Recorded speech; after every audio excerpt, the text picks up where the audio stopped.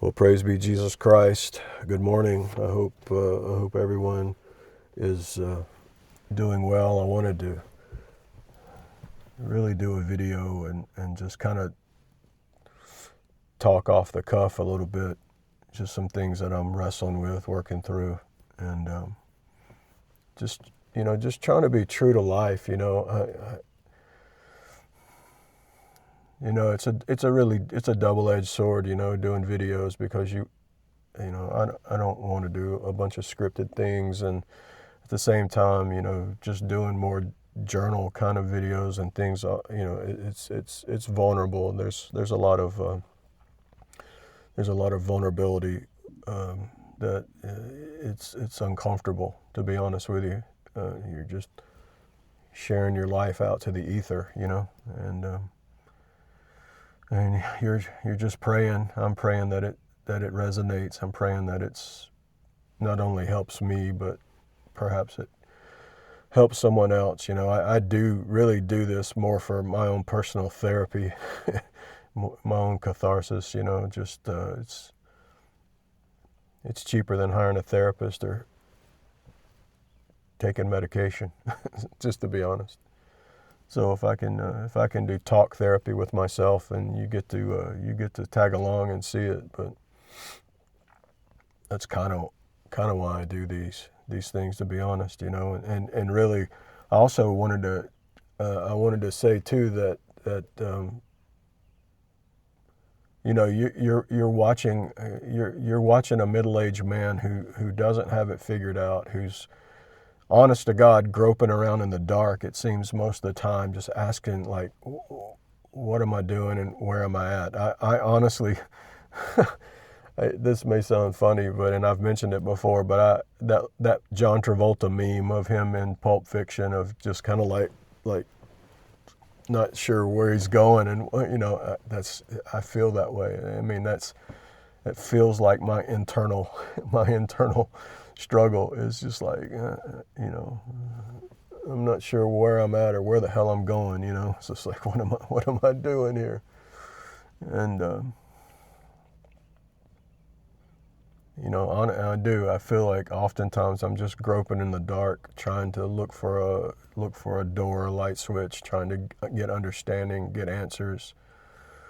I'm a man who I'm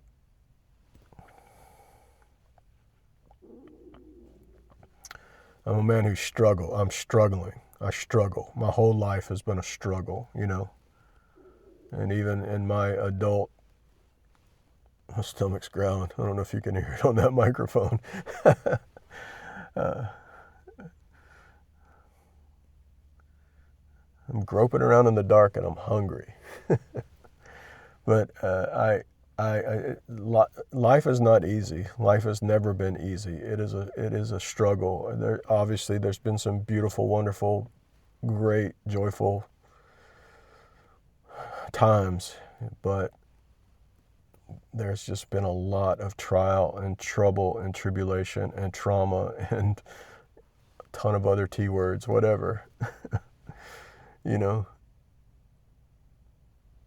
It's just been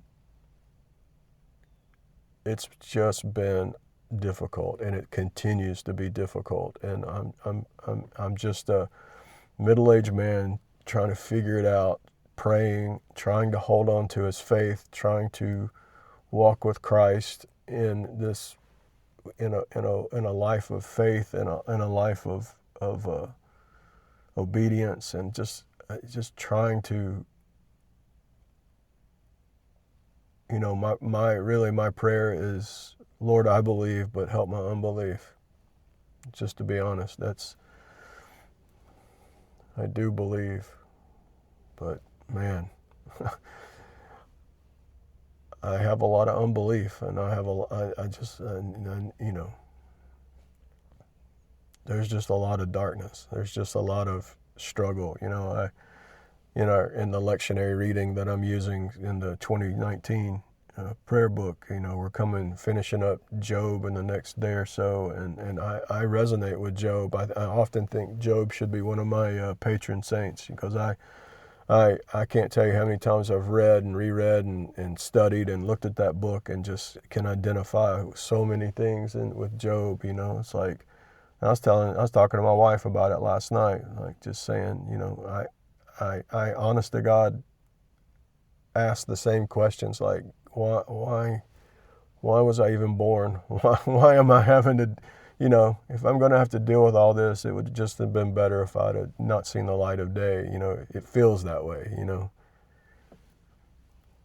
And of course, that's overstatement, and Job is overstating, and Job is suffering, and then he's got to deal with his friends. And the thing about Job, it's interesting, he's got these 3 friends that are just accusing him of all these, sins and issues, and I don't even need 3 friends to accuse me. I've got 3 friends in and of myself where I'm suffering, I've got physical sufferings, and I'm got, all these different types of things that I'm, physical issues I'm dealing with, and chronic pain, and all these things I've talked about before, and new flare-ups, and all this trauma and mental baggage that I've been trying to work through for all these years. I don't need 3 friends to accuse me. I got 3 friends inside myself that I'm just accusing myself. Here I am suffering, and then another part of me is just like, yeah, you must have done something, pal. You must have done something. You've really pissed God off at some point because He's putting all this judgment on you. It's like, so I understand. I resonate with maybe in an analogy, or maybe in a metaphorical way. That's what Job's dealing with, the human issue, the human nature. Like, maybe you got friends that accuse you, and I've had plenty of friends accuse me of all sorts of things. In ministry and out of ministry, and in the church and out of the church, and all those things. And at the same time, it's like, but I also accuse myself. Maybe it's an allegory. Maybe Job can be viewed as an allegory of the internal family therapy, where you're identifying your parts, and you're trying to work through your parts, the accusatory parts and the suffering parts. I don't know. I don't know. I've never had much luck with IFS. So anyway, that's another video, another story. What I did want to really, hopefully, kind of encourage and kind of talk about, short of, I don't have any answers. I'm just talking. I'm just journaling. I follow this channel. It's some of you probably have followed her. I'm going to tag her on the channel, tag her channel. I hope that's okay. I didn't ask her, but her name's Ramey Leroy. She's a Catholic evangelist, and she has a dramatic conversion story. She lives somewhere out in Arizona, Sedona somewhere, and she's got a really vibrant faith, and loves Jesus and loves the church, and she's just got. I love watching her videos because her joy and her story is captivating, and it captures me, and makes me it's one of those channels that you watch, that I watch, and I feel better after watching it. I'm getting emotional thinking about it. There's just some of those things that do that. Some of the things that make you that makes you feel like you're a better person. That it matters. That you come from watching some of her videos, and you actually feel like, well, man, I think God might love me. I think God might care for me.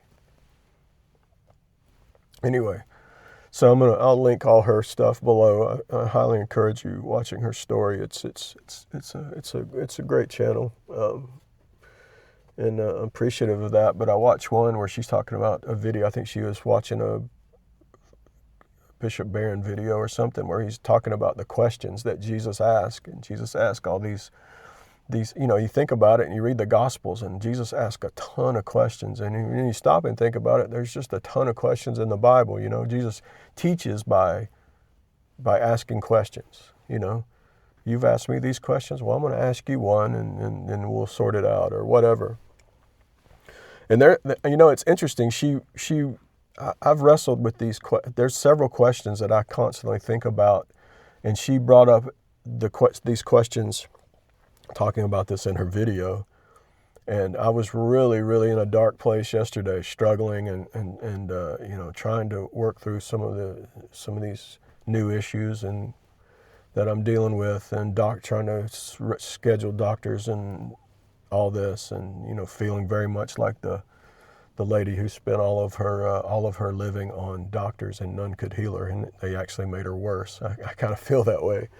I can resonate with that story too. Oh yeah, here's my money, make me worse.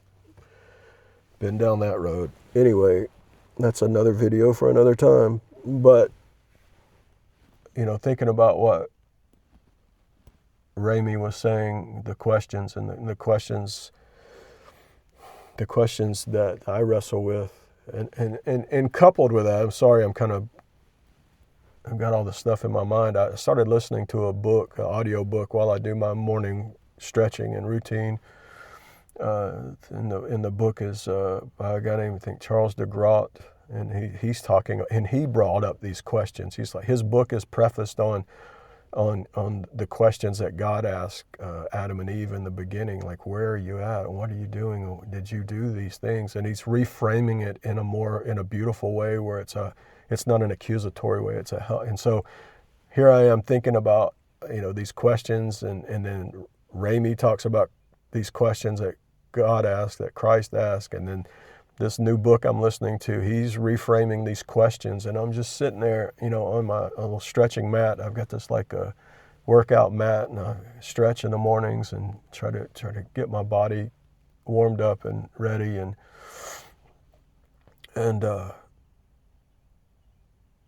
so it's just all these, it's like questions, and I'm like, and I went back to the questions that I wrestle with often. And there are actually, I'm going to be really bluntly honest, there are some questions that Jesus asked that actually piss me off. I'm just not going to pull any punches. I'm going to be really gut level honest in these videos, but there are literally questions that I read, and I'm like, why would you ask such a stupid question? That's just me talking. Like, I'm not being irreverent. I'm just saying, it just, like, why would you ask that? That's the most ludicrous thing I've ever heard. And I've been wrestling with these questions for a long time.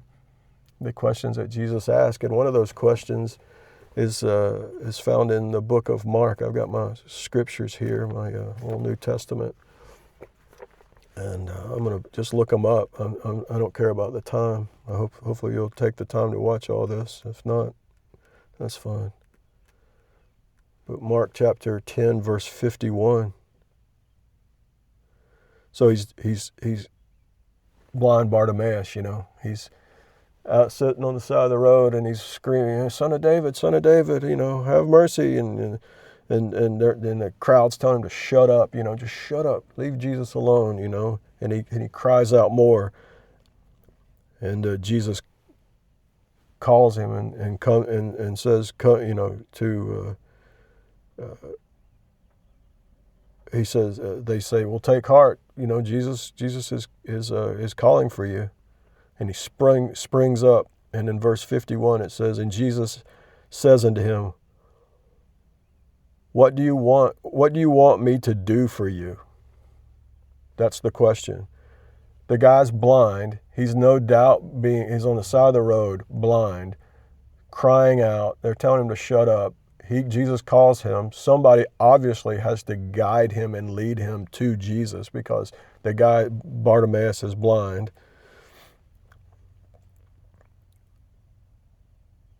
And Jesus looks at this blind man I can just imagine the story of some guy sitting on a dusty road in a dusty city, who knows how long he's been doing that and what he looks like. I can imagine.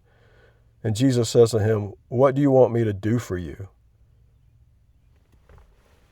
And it's like, it's interesting that Jesus doesn't assume that Bartimaeus wants sight, you know. He doesn't assume that. But at the same time, it's like, what do you mean? What do you want me to do for you? Like, in my mind, it's like, what else is there? I want to see. I want to freaking see. You know? I mean, he's not gonna ask for, I guess Jesus doesn't assume those questions. He doesn't assume that he wants his sight, but I assume that Bartimaeus wants his sight. Just as I assume I'm like, if Jesus asks me, what do you want? It's like, what do you mean, what do I want? I want to be freaking healed. I'm tired of this pain. I'm tired of taking these meds. I'm tired of living this way. I'm tired of waking up in pain. I'm tired of going to bed in pain. I'm tired of being a burden to my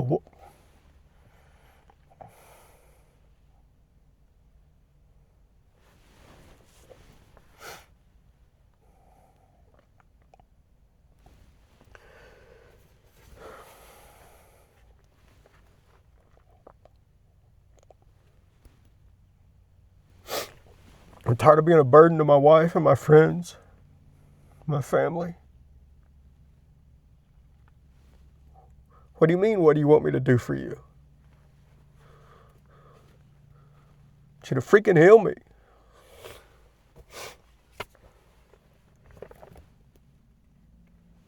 So it's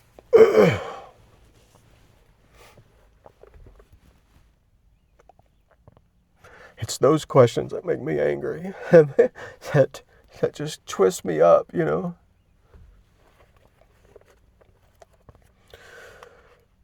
Sorry, I get emotional about this stuff. I didn't expect that. You know, there's another question in John chapter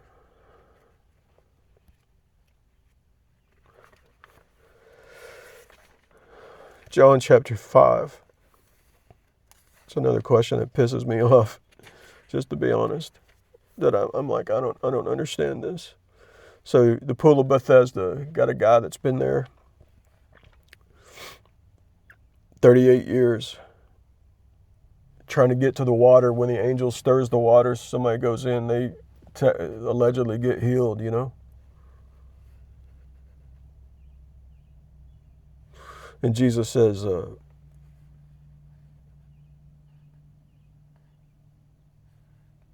in verse 5, and one man was there who had been ill for 38 years. When Jesus saw him, he knew that he'd been lying there for a long time. And he says to him, do you want to be healed?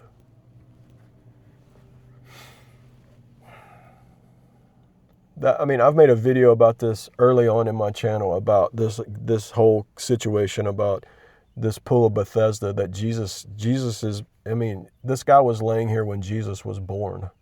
If you do the chronology, the guy was laying there. If he had been laying there for 38 years waiting on the water to stir, Jesus, he's gone through all of Jesus's birth and all of his adolescence, and he's still sitting there. He's actually been there almost, I think I did the math, I can't do it off the top of my head now, but like 8 years or something before even Jesus was born.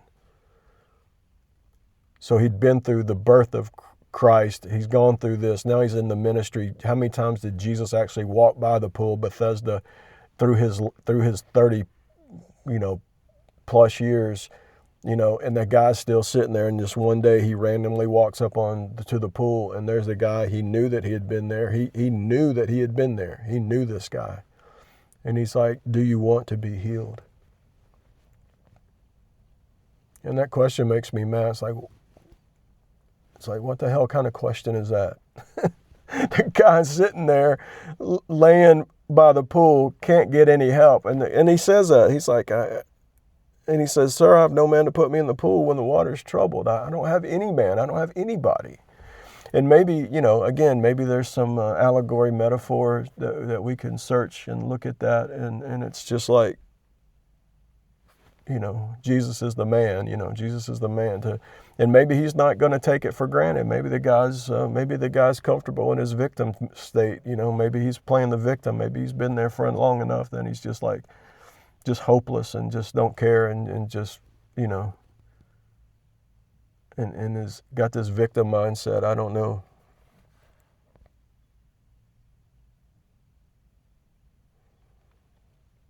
But these are the questions that came to my mind this morning when I was listening to that book and thinking of Rami Leroy's video about questions and all the things and I feel like the Lord it's like the Lord's asking me these questions again, like with all this going on. It's like, what do you want?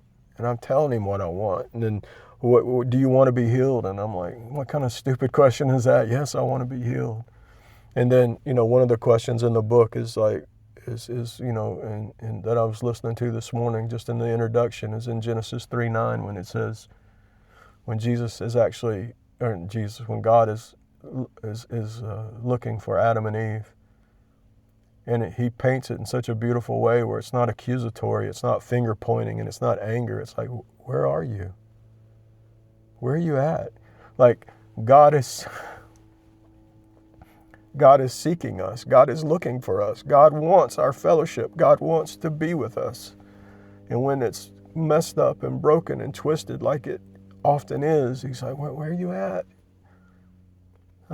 I'm missing you. Where are you at? I want to be there with you. Where are you? I'm looking for you. And I just felt that way this morning. Stretching on that mat, listening to that book. It's like I'm right here. I'm right here.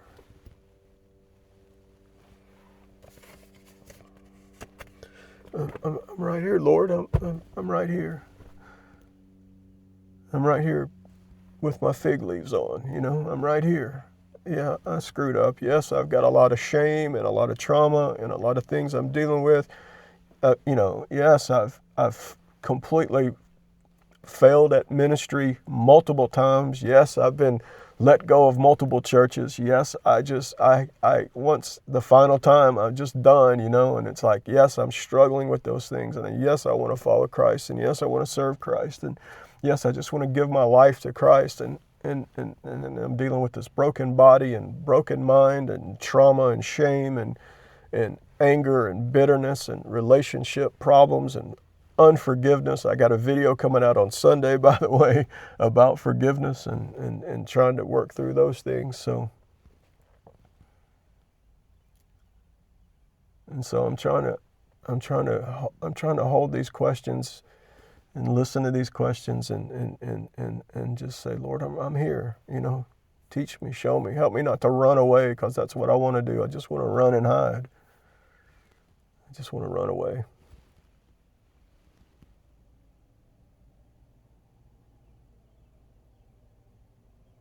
Anyway, I just wanted to share that. I felt like I needed to get that off my chest. I felt like I needed to say that, and I hope I'm just gonna make videos like this, just these gut level videos, just to say, you know what, I don't have it all figured out. I'm searching just like every other schmuck on the planet, trying to figure it out. You know what I mean? And most of the time I'm just bumping into walls and got a bloody forehead, just spiritually speaking. So anyway, thanks for watching. I'll talk to you again soon. Have a great day.